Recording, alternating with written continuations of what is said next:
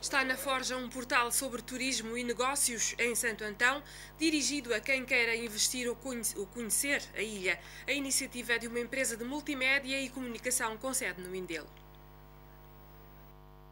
O novo portal de Santo Antão pretende ser um guia de negócios e turismo sobre a Ilha das Montanhas.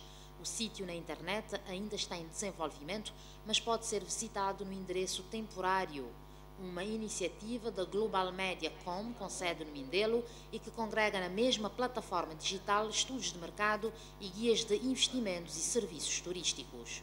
Mas há conteúdos profissionais, conteúdos de promoção de empresas e serviços, conteúdos de natureza cultural e divulgação da imagem para a incentivação do desenvolvimento do ecoturismo em Santo Antão.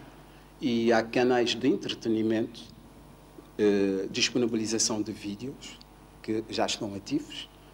O portal Santo Antão também irá disponibilizar informações úteis para investidores. Sobre o investimento externo, criação de empresas francas, incentivos legais à exportação e como obter o estatuto industrial. Por enquanto, o portal Santo Antão, Guia de Negócios e Turismo, tem um endereço temporário.